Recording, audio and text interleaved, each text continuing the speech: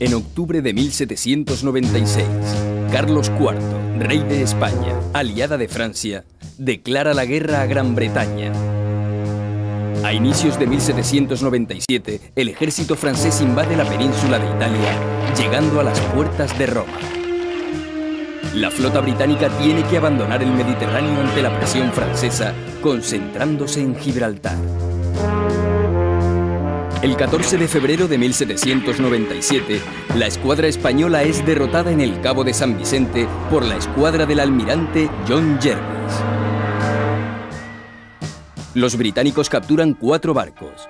Un capitán destaca en aquella acción. Su nombre, Horatio Nelson. En abril, el almirante Jervis le nombra comandante del escuadrón encargado del bloqueo de Cádiz, donde se ha refugiado la derrotada flota española. Pero Nelson, ascendido a contraalmirante, se siente frustrado. El enemigo se niega a salir del puerto y dar batalla. Su misión es solo de patrulla.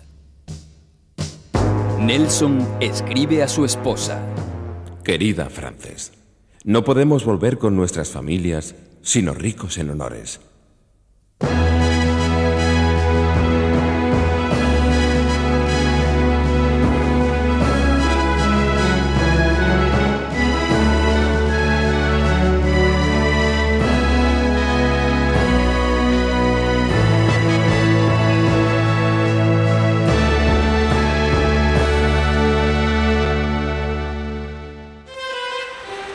Santa Cruz de Tenerife, por aquel entonces el principal puerto comercial de Canarias, con una población de unos 8.000 habitantes, era la única plaza fuerte de las islas, sede de las administraciones de Hacienda y Correos, residencia de los comandantes generales y de los representantes consulares, así como único puerto habilitado para el comercio con América, en el que se concentraban gran cantidad de navíos y comerciantes de todas las naciones.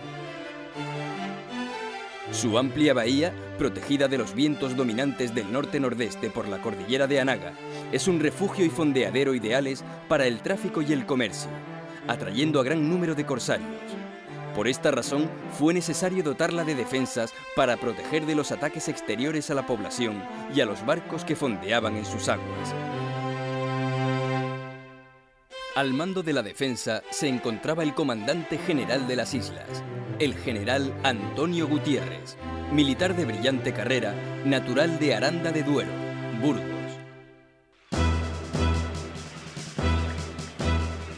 Enero de 1797, 2 fragatas de la Real Compañía de Filipinas que transportaban valiosas mercancías de Oriente se habían refugiado en la bahía de Santa Cruz. A mediados de abril, una de ellas, la Príncipe Fernando, en la oscuridad de la noche fue capturada por 2 fragatas británicas al mando del capitán Bowen. A finales de mayo los británicos repiten la acción. La corbeta francesa, la Motín, fue igualmente capturada. Los autores, los capitanes Hallowell y Cockburn. Tras el éxito de estos golpes de mano, Nelson se reafirma en su teoría, que la plaza y puerto de Santa Cruz de Tenerife es presa fácil y decide poner en práctica una idea que rondaba hacía tiempo por su cabeza, presentando al almirante Jervis un proyecto de ataque al puerto de Santa Cruz. El 14 de julio, Jervis autoriza a Nelson para llevar a cabo su plan. La escuadra que le asignan está compuesta por los navíos de línea Theseus, Culloden, Sealus, las fragatas Seahorse, Emerald y Terpsícore, el cúter Fox y la bombarda Rayo, a los que se unirá más tarde el Leander. Estas 9 embarcaciones suman 393 cañones y transportan aproximadamente 1000 hombres dispuestos para el asalto. Y curiosamente, una mujer, Elizabeth Fremantle, Betsy, casada meses atrás con Thomas Fremantle, capitán de la fragata Seahorse, que acompañaba a su esposo en la expedición de Tenerife, fue testigo del ataque desde el puente del barco. Nelson y sus hombres consideraban esta empresa como un paseo militar. Querida Frances, no debes esperar noticias mías próximamente, pues voy a emprender un pequeño crucero. Betsy escribe en su diario: Sábado 15 de julio. Navegamos esta mañana de crucero. Vamos a conquistar Tenerife. 20 de julio, en alta mar. La escuadra británica está a 13 leguas de Tenerife y Nelson cita a bordo del Theseus a sus oficiales, encargando al comandante Trowbridge que tome unos 1000 hombres, incluyendo un destacamento de artillería, para desembarcar al norte de la población. Nelson tenía conocimiento, según los planos que poseía, de la bahía de Santa Cruz, de donde se encontraba la fortaleza de Paso Alto, con 22 cañones, que la convertía en una posición defensiva muy importante. Nelson a Trowbridge. Desde el momento en que se encuentre en tierra, le recomiendo que primero asalte la batería, después de lo cual asegurará su posición. Procederá a asaltar la población y la batería de la cabeza del muelle, o enviará mi carta que contiene la intimidación. Teniendo la más firme confianza en su habilidad, valentía y celo, solo me resta desearle de corazón que triunfe. Horacio Nelson. La carta estaba dirigida al general Gutiérrez, conminándole a rendir sus tropas y fuertes, entregando la fragata a la Princesa fondeada en la bahía, su cargamento y las mercancías desembarcadas en Santa Cruz. Señor, le aseguro una rendición en los términos más honrosos y liberales. Pero si rehusáis mis condiciones, todos los horrores de la guerra que recaerán sobre los moradores de Tenerife serán imputados por el mundo a vos y solamente a vos, pues destruiré Santa Cruz y los demás pueblos de la isla por medio de un bombardeo, exigiendo además una fuerte y pesada contribución. Santa Cruz, 21 de julio. Tras la captura del Príncipe Fernando y de la Mutín, la población sigue en estado de alerta. Para su defensa cuenta con 84 cañones y 375 artilleros para su servicio, la mitad de los necesarios, repartidos de norte a sur en 17 baterías, fuertes y castillos, entre los que destacan la Torre de San Andrés, el Castillo de Paso Alto, el Fuerte de San Miguel, las baterías de San Antonio, San Pedro y la Concepción, el Castillo Principal de San Cristóbal y el de San Juan. La plaza cuenta con unos 1.600 hombres, de los cuales algo más de 300 eran profesionales, repartidos entre soldados del Regimiento de las Banderas de La Habana y Cuba, del Batallón de Infantería de Canarias y un grupo de franceses de la corbeta La Mutín. El resto, milicianos y paisanos, escasamente instruidos y peor armados. Bahía de Santa Cruz, 22 de julio. La noche del 21 al 22, los barcos británicos habían logrado entrar en la bahía de Santa Cruz sin ser vistos. Pero los vientos desfavorables y las fuertes corrientes impidieron el desembarco y al amanecer fueron descubiertos. Nelson decide desembarcar por la playa del Barranco del Bufadero fuera del alcance de los cañones de Paso Alto y dividir sus fuerzas en 3 grupos, una de las cuales ascendería a la montaña de la Jurada, que según los planos que poseía, dominaba las alturas de Paso Alto, para desde allí atacar la retaguardia del castillo, mientras los restantes permanecerían en la base y falda de la montaña. El desembarco concluyó al mediodía del 22 de julio, logrando subir a la altura con gran esfuerzo 2 cañones y su munición. Mientras tanto, el general Gutiérrez, adivinando los propósitos de los ingleses, envía 2 divisiones. Una de ellas formada por milicianos y franceses al risco de la altura, justo encima de Paso Alto, llevando 4 cañones y pertrechos. Y la otra, de milicianos y paisanos, junto con 30 soldados del Batallón de Infantería de Canarias, se colocó en la parte alta del barranco de Valleseco para cortar el paso de las tropas británicas al interior de la isla. La sorpresa de los británicos fue grande. Una vez ocupadas las alturas de la Jurada, se dieron cuenta que sus planos estaban equivocados y que el avance hacia Santa Cruz y el castillo de Paso Alto estaba cortado por el profundo barranco de Valleseco. Al ver las fuerzas del general Gutiérrez, abrieron fuego de cañón, que se vio correspondido por las piezas apostadas en el risco de la altura. Viendo frustrado su plan, después de haber mantenido su posición todo el día, se reembarcaron durante la noche fatigados, hambrientos y muertos de sed. Theseus, 23 de julio. Fallado mi plan original, consideré que no debía abandonar el intento de apoderarnos de la plaza por el honor de nuestro rey y nuestra nación. El enemigo debe ser convencido que un inglés es inigualable. Su plan consistía en desembarcar en el muelle con 960 hombres perfectamente armados y acompañados de pequeños cañones, agruparse en la plaza principal denominada Plaza de la Pila y asaltar el castillo de San Cristóbal desde donde el general Gutiérrez dirigía la defensa.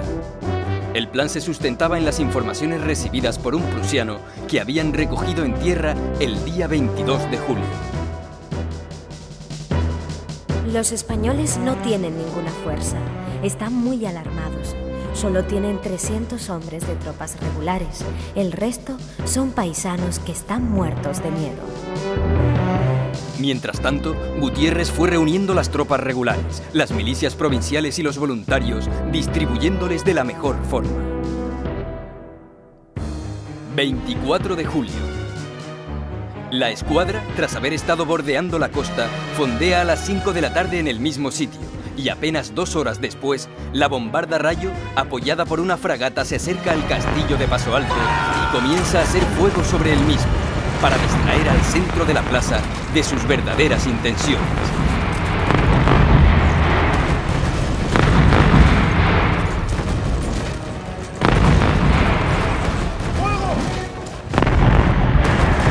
El castillo responde con eficacia. Pese a ello, los británicos creen que el ataque será un paseo militar. Lunes, 24 de julio. El contraalmirante cenó con nosotros. Luego, partió con Fremantle en su expedición.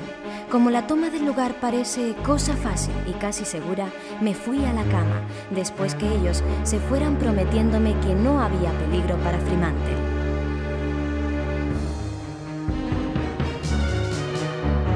Sin embargo, Nelson tuvo lo que puede parecer una premonición cuando esa tarde escribe al almirante Jervis. Teseus, frente a Santa Cruz, 24 de julio, 8 de la tarde. Mi estimado señor, esta noche yo, humilde como soy, tomaré el mando de todas las fuerzas destinadas a desembarcar bajo las baterías de la ciudad y mañana mi cabeza será coronada con los laureles de la victoria o los cipreses de la muerte. A las 11 de la noche, 960 hombres fueron embarcados en las lanchas de la escuadra y en el Cutter Fox, formando 6 divisiones. Los capitanes Trowbridge, Hood, Thompson, Miller, Waller, Fremantle y Bowen acompañaban a Nelson en el ataque. Alrededor de la 1 de la madrugada estaban a medio tiro de cañón del muelle sin ser descubiertos. Minutos después, desde la fragata La Princesa se oyen voces. ¡Al muelle! ¡Lanchas al muelle! ¡Lanchas al muelle! El efecto sorpresa queda roto y los castillos inician un violento fuego de cañón. El desembarco había comenzado. Debido al mal tiempo y al acoso de la artillería, solo 5 lanchas logran llegar al muelle. El resto derivan hacia el sur. Al mismo tiempo, el Cutter Fox es alcanzado y hundido, ahogándose más de 90 hombres. Mientras tanto, los británicos continúan su desembarco a pesar del intenso fuego de fusilería, logrando inutilizar la batería del muelle e intentando acercarse al castillo de San Cristóbal.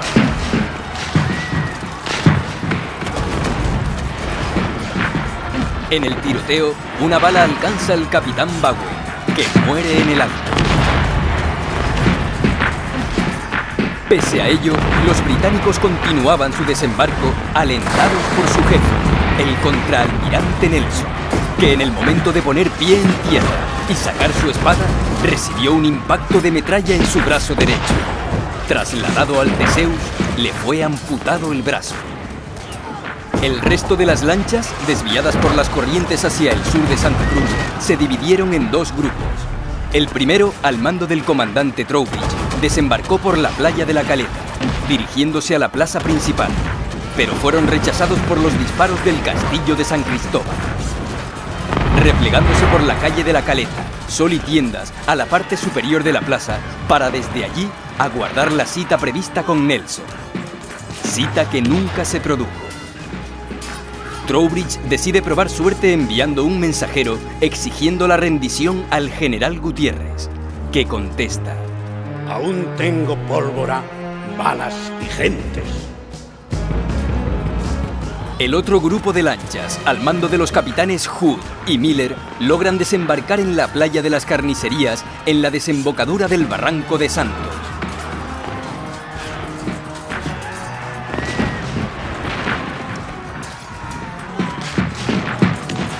Y tras ser frenados por el batallón de infantería de Canarias, se retiran por la calle de la Noria y alrededores al convento de Santo Domingo. Trowbridge y sus hombres se reúnen con ellos tras replegarse por la calle de las Tiendas. Eran unos 600 hombres que inmediatamente fueron rodeados por las tropas isleñas, manteniendo un duro enfrentamiento en la oscuridad.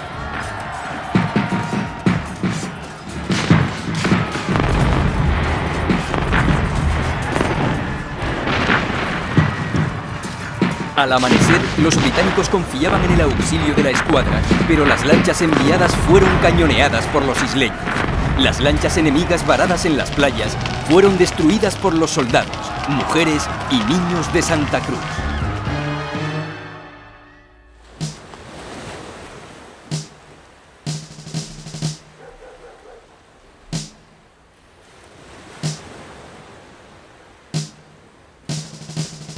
Ante esta situación, los británicos poco más podían hacer, y Trowbridge envía al capitán Hood a pactar con el general Gutiérrez una rendición, que fue aceptada en los siguientes términos. Las tropas pertenecientes a su majestad británica serán embarcadas con todas sus armas, en consideración de lo cual se obligan, por su parte, a no molestar de modo alguno al pueblo de Santa Cruz, los navíos de la escuadra británica que están delante de él, ni a ninguna de las islas de Canarias. Dado bajo mi firma y sobre mi palabra de honor, Samuel Hood. Ratificado, Thomas Trowbridge, comandante de las tropas británicas. A las 6 de la mañana del 25 de julio, todo había terminado. Los soldados británicos derrotados formaron en la plaza de Santo Domingo y de ahí fueron a la plaza de la Pila, donde desfilaron ante los vencedores, embarcando en los botes cedidos por los isleños para volver a sus barcos. El trato del pueblo de Tenerife a los vencidos fue muy generoso. Sus heridos fueron atendidos en los hospitales y se le facilitaron todas las provisiones necesarias. El propio Gutiérrez invitó a comer a los oficiales ingleses. Al día siguiente, Nelson, impresionado, envió una carta al general Gutiérrez. A bordo del Theseus en las afueras de Tenerife, 26 de julio. No puedo separarme de esta isla sin dar a vuestra excelencia las más sinceras gracias por su fina atención para conmigo, por la humanidad que ha manifestado con los heridos nuestros que estuvieron en su poder y por la generosidad que tuvo con todos los que desembarcaron, lo que no dejaré de hacer presente a mi rey. Suplico a su excelencia me haga el honor de aceptar un barril de cerveza inglesa y un queso. Su obediente y humilde servidor, Horacio Nelson. A lo que contesta Gutiérrez. Muy señor mío, considero que ningún laurel merece el hombre que solo cumple con lo que la humanidad le dicta. Y a esto se reduce lo que yo he hecho para con los heridos y para los que desembarcaron, a quienes debo considerar como hermanos desde el instante que concluyó el combate. Espero, admitirá vuestra señoría, un par de limetones de vino, que creo no sea de lo peor que produce esta tierra. Ruego a Dios guarde su vida por largos y felices años. Firmado, Antonio Gutiérrez. El 28 de julio, la escuadra inglesa zarpa rumbo a Cádiz, llevando el parte donde se informa al ministro de la guerra de la victoria sobre los británicos, que el propio Nelson entregaría nada más arribar a Cádiz el 16 de agosto. Betsy escribe: Deseo alejarme de estas islas. La herida de Fremantle parece estar bien, pero no puedo dejar de pensar en la muerte del pobre capitán Bowen. En 1803, el rey Carlos IV concede a la ciudad el título de Muy Leal, noble e invicta villa, puerto y plaza de Santa Cruz de Santiago de Tenerife, añadiéndose la tercera cabeza de león al escudo que recuerdan 3 victorias sobre los británicos, Blake, Jennings y Nelson. La gesta del 25 de julio fue protagonizada por gentes que vivieron, lucharon e incluso dieron la vida por sus respectivas patrias hace 200 años. Algunos como auténticos héroes.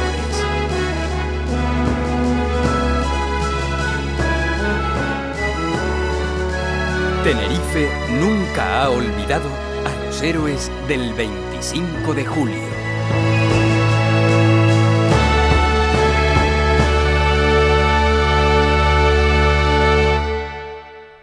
Por el bando británico, las bajas fueron de 146 muertos y 105 heridos, incluidos Nelson y Fremantle. Por el bando isleño, 23 muertos y 38 heridos, entre militares y paisanos.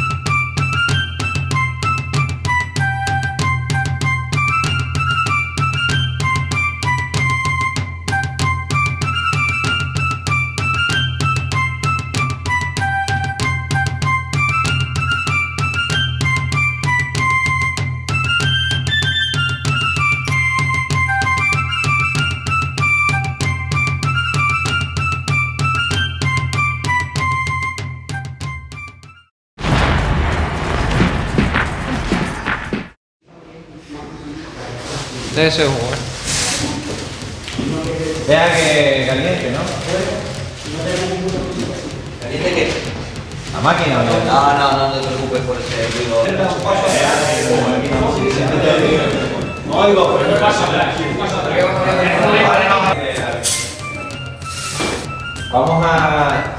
Vamos a hacer la entrada. Ricardo. ¿Sí? Bien, quieto. Eso sí es lo que estaba.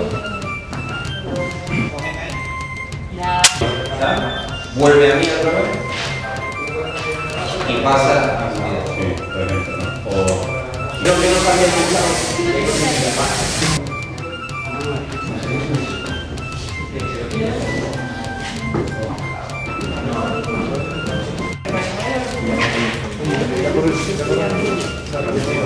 Porque no hay posibilidad de...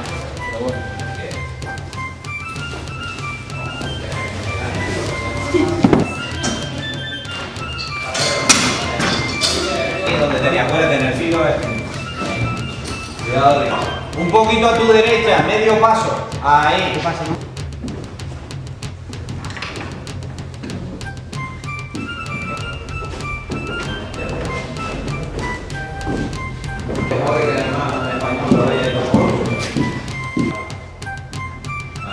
Ahí. ¡Acción!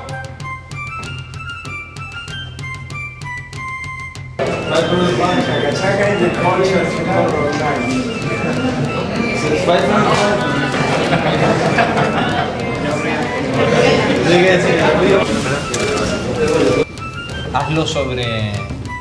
Porque tampoco, como se ve en general, hazlo sobre tu propia firma. de capitán este amado.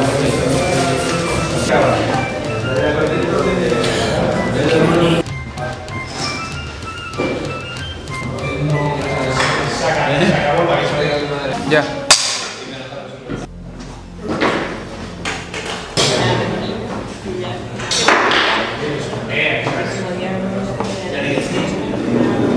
Se te queda como pintado, ¿no? Gracias.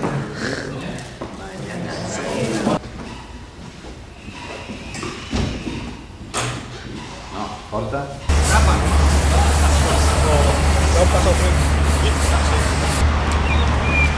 Robert, tenía llama, joder, o sea, haz una... Todavía no, vamos. Aguantamos un buen rato.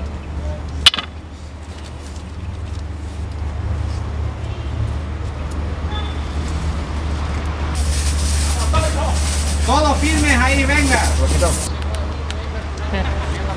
Todavía no, vamos. Aguantamos un buen rato. Vamos a dejarla. ¡Corta!